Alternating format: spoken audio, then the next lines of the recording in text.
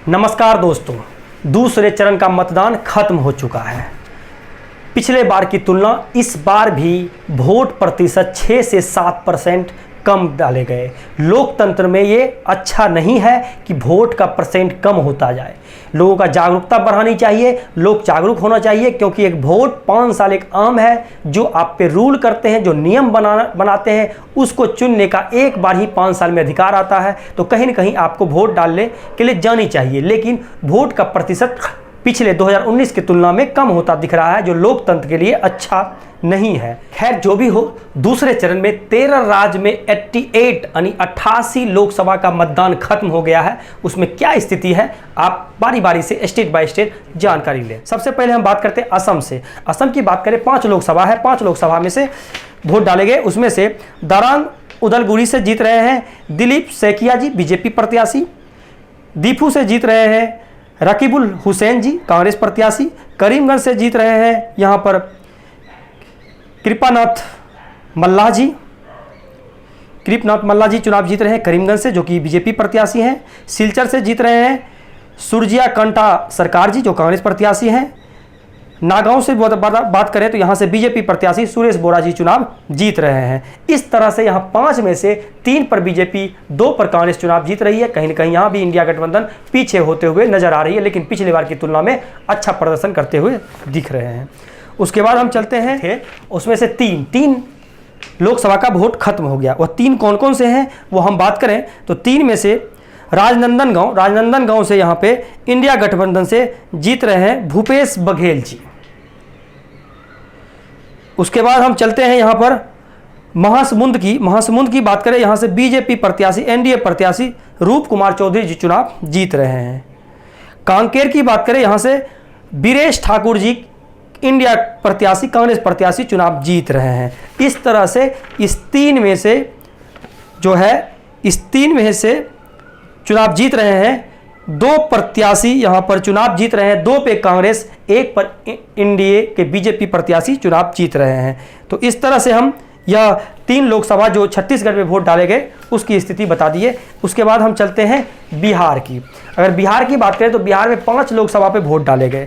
5 में से किशनगंज कांग्रेस के पाले में जा रही है, कटिहार कांग्रेस के पाले में जा रही है, पूर्णिया यहाँ पर 50-50 का आंकड़ा है। इस 50-50 का आंकड़ा पूर्णिया में क्लियर मैंडेट के साथ पप्पू यादव 3 लाख के ज़्यादा अंतर से चुनाव जीत रहे हैं। भागलपुर की बात करें तो 50-50 का आंकड़ा है। इस 50-50 में अजय कुमार मंडल जी 20,000 से 30,000 के अंतर से चुनाव जीत रहे हैं। बांका की बात करें तो यहाँ से आरजेडी प्रत्याशी जयप्रकाश नारायण यादव चुनाव जीत रहे हैं। तो कहीं न कहीं इस 5 में से 3 पर इंडिया गठबंधन चुनाव जीत रही है, 1 पर एनडीए चुनाव जीत रही है और 1 पर निर्दलीय पप्पू यादव चुनाव जीत रहे हैं। उसके बाद हम चलते हैं कर्नाटक की। कर्नाटक में 28 लोकसभा सीट है, उसमें से 14 लोकसभा पर वोट खत्म हो गया दूसरे फेज में।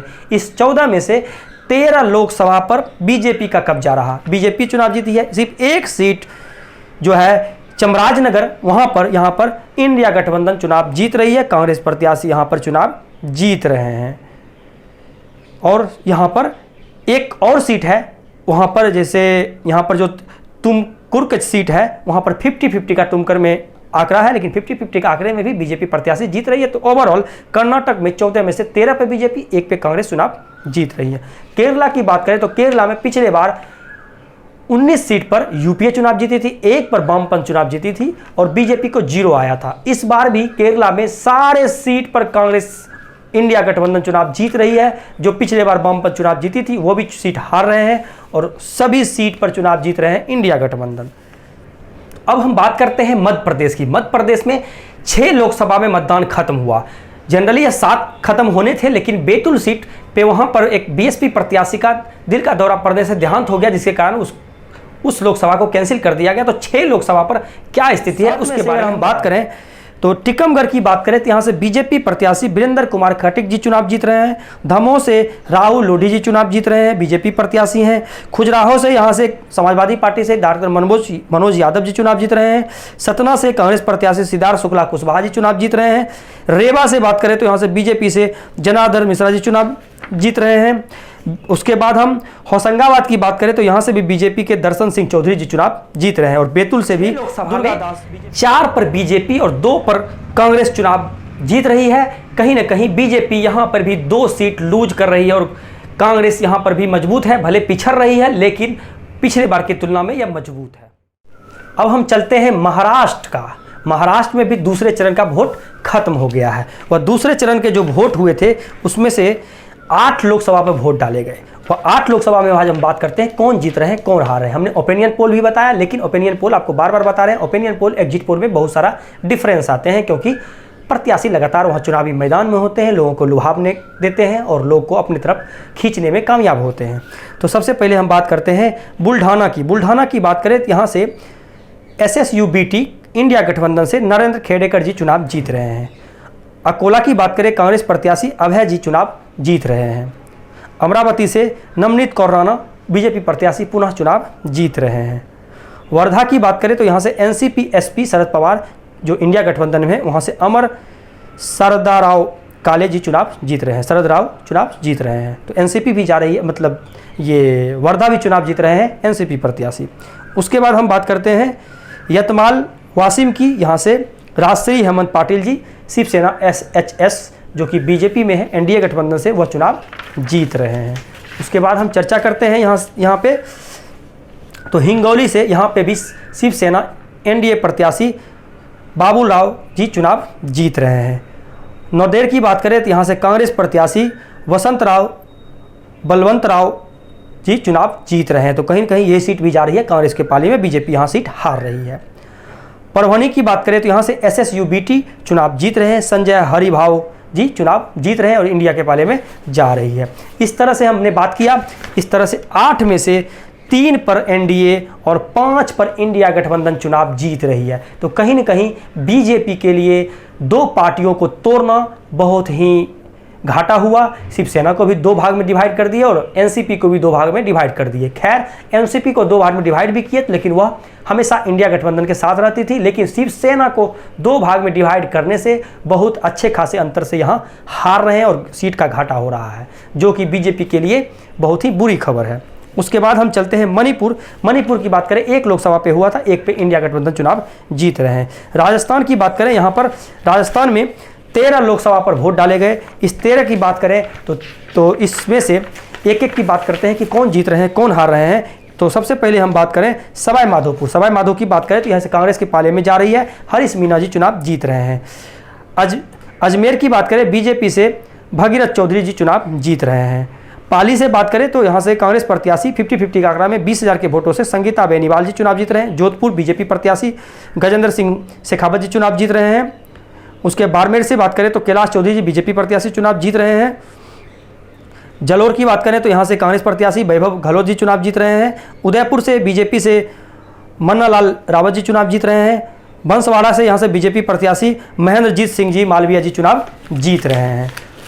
इसके बाद अगर हम चलते हैं चित्तौड़गढ़ से भी बीजेपी प्रत्याशी चंद्र प्रकाश जोशी जी चुनाव जीत रहे हैं। राजसमंद की बात करें यहाँ से भी बीजेपी प्रत्याशी महिमा विश्वेश्वर सिंह जी चुनाव जीत रहे हैं और कांग्रेस प्रत्याशी दामोदर गुंजाल जी चुनाव हार रहे हैं।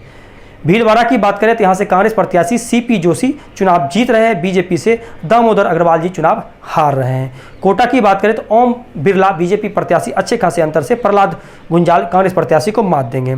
झालावाड़ बरन की बात करें तो यहाँ से दुष्यंत सिंह जी चुनाव जीत रहे हैं, जो बीजेपी प्रत्याशी, कांग्रेस प्रत्याशी यहाँ पर उर्मिला जैन जी चुनाव हार रहे हैं। इस तरह से 13 में से बीजेपी 9 पर दबदबा रहा और कांग्रेस 4 पर सीट जीत रही है। ओवरऑल यहाँ पे भी बीजेपी का बढ़त रहा, 9-4 से आगे है, लेकिन पिछले बार की तुलना में यहाँ पे इनको 4 सीट का घाटा हो रहा है। तो कहीं न कहीं बीजेपी के लिए आंकड़ा छू पाना मुश्किल होता हुआ दिख रहा है।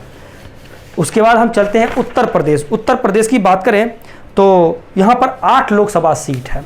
8 लोकसभा की बात करें तो 8 में से यहाँ पर अमरोह की बात करें तो यहाँ से कांग्रेस प्रत्याशी दानिश अली चुनाव जीत रहे हैं। मेरठ की बात करें अरुण गोविल जी बीजेपी प्रत्याशी चुनाव जीत रहे हैं, समाजवादी पार्टी चुनाव हार रही है। बागपत से समाजवादी पार्टी से अमरपाल शर्मा जी चुनाव जीत रहे हैं, राजकुमार संगवान जी आरजेडी प्रत्याशी चुनाव हार रहे हैं। गाजियाबाद से अतुल गर्ग बीजेपी प्रत्याशी चुनाव जीत रहे हैं, कांग्रेस प्रत्याशी डोली शर्मा चुनाव हार रहे हैं। गौतम बुद्ध नगर की बात करें तो बीजेपी से महेश शर्मा चुनाव जीत रहे हैं, समाजवादी से महेंद्र नागर जी चुनाव हार रहे हैं। बुलंदशहर की बात करें बीजेपी से भोला सिंह जी चुनाव जीत रहे हैं, कांग्रेस प्रत्याशी शिवराम वाल्मीकि जी चुनाव हार रहे हैं, भाजपा कहीं भी टक्कर में भी नहीं है।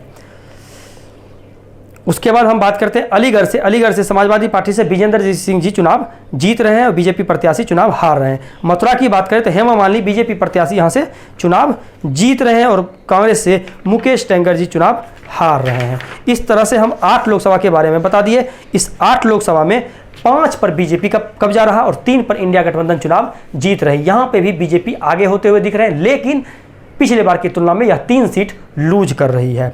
उसके बाद हम त्रिपुरा की बात करें, त्रिपुरा ईस्ट जो कि इस बार कांग्रेस चुनाव जीत रही है। पिछली बार यहाँ पर बीजेपी का कब्जा था, लेकिन इस बार कांग्रेस यहाँ पे चुनाव जीत रही है। उसके बाद हम चलते हैं वेस्ट बंगाल की। वेस्ट बंगाल की बात करें तो वेस्ट बंगाल में 3 लोकसभा चुनाव हुए थे, 3 लोकसभा पर वोट डाले गए। वह 3 में से दार्जिलिंग की बात करें तो बीजेपी प्रत्याशी यहाँ से चुनाव जीत रहे हैं। रायगंज से तृणमूल कांग्रेस AITC चुनाव जीत रहे हैं।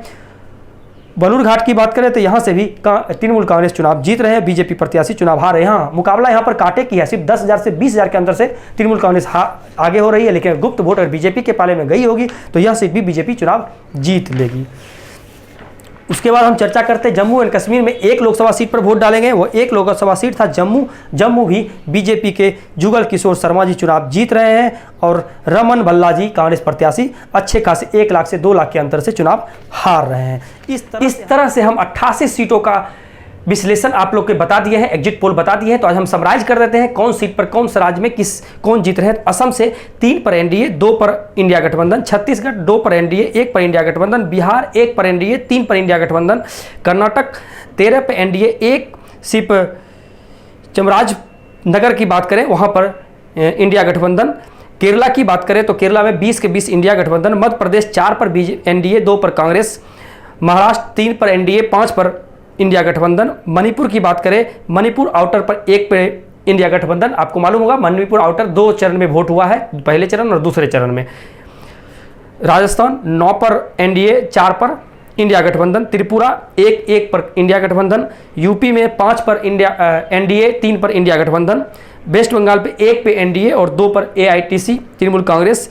और जम्मू कश्मीर की बात करें तो जम्मू सीट पर 1 पर एनडीए प्रत्याशी चुनाव जीत रहे हैं। इस तरह से हम 13 में राज्यों में से 88 लोकसभा के बारे में बता दिए। इस 88 में से बीजेपी एनडीए के पाले में जा रही है 42 सीट, कांग्रेस के पाले में जा रही है 43 सीट और 3 अदर्स के पाले में जा रही है, जो कि यहाँ पर चुनाव जीत रहे हैं। और एक निर्दलीय है जो कि पप्पू यादव हैं, वो भी चुनाव यहाँ से जीत रहे हैं। इस तरह से यहाँ अगर दूसरे चरण की बात करें तो 88 लोकसभा में लगभग बराबरी पर चल रहे हैं बीजेपी, एनडीए और इंडिया गठबंधन। तो यह एक कहना मुश्किल होगा कि क्या बीजेपी 400 का आंकड़ा पार कर रही है या इनको 272 का आंकड़ा पार करने के लिए भी बड़ी मेहनत करनी पड़ सकती है, क्योंकि आने वाला खैर ये दूसरा चरण में केरल 20 लोकसभा सीट था जिसमें टोटल इंडिया गठबंधन चुनाव जीती है और यह साउथ का सीट था जहां पर बीजेपी का पलड़ा कमजोर ही है। अभी जो आने वाले फेजेज हैं उसमें नॉर्थ में ज़्यादातर वोटिंग होने वाले हैं, तो उसमें बीजेपी मानती है कि वहाँ हम मजबूत हैं और ज़्यादा से ज़्यादा वहाँ मेहनत कर रहे हैं और चाहते हैं कि वह तीसरे, चौथे, पाँचवें, छठे, सातवें चरण में ज़्यादा से ज़्यादा सीट जीते, क्योंकि 400 का पार होना मुश्किल सा लग रहा है। अब यह इनका टारगेट यही है कि मैं 300 का पार कर सकूं। फिलहाल आपसे विदा लेते हैं, आगे होने वाले में क्या स्थिति है उसके बारे में लेकर आप लोग के बीच जल्द हाजिर होंगे। तब तक के लिए धन्यवाद।